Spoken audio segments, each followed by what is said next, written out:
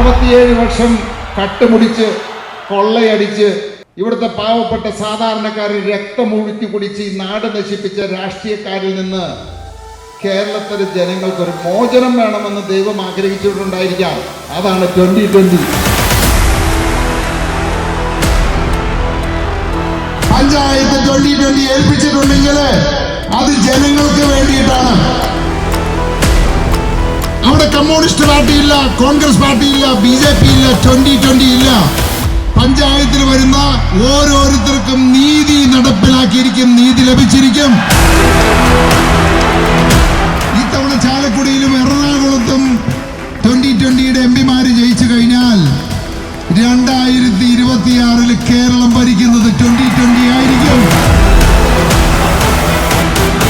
നഗ്നനായിട്ട് അടിച്ച് മർദ്ദിച്ച് കെട്ടിത്തൂക്കി 3 ദിവസം ഭക്ഷണം പോലും കൊടുക്കാതെ സ്വന്തം മകന്റെ മൃതശരീരം കൊണ്ടുവന്ന് അച്ഛന്റെ അമ്മയുടെ മുമ്പിലിട്ടിട്ട് പിണറായിയുടെ വക 10 ലക്ഷം രൂപ.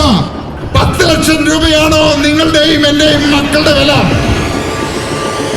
2020 വരട്ടെ, ആരുടെയും മാല പൊട്ടിക്കാനോ കഴുത്തറക്കാനോ കുത്തിക്കൊല്ലാനോ അടിപിടി നടത്താനോ ആരുടെയും കൈ പൊങ്ങില്ല. രാഷ്ട്രീയം മാറ്റി നിർത്തി സത്യസന്ധമായിട്ട് പ്രവർത്തിക്കുന്ന രാഷ്ട്രീയ പാർട്ടിയോടൊപ്പം നിന്ന് അവരോടൊപ്പം അണിചേർന്ന് ഈ നാടിന്റെ വികസനത്തിന് വേണ്ടിയിട്ട്, ഈ കേരളത്തിലെ 3.5 കോടി ജനങ്ങൾക്ക് വേണ്ടിയിട്ട് നിങ്ങൾ വോട്ട് ചെയ്യ്. കേരളം രക്ഷപ്പെടട്ടെ.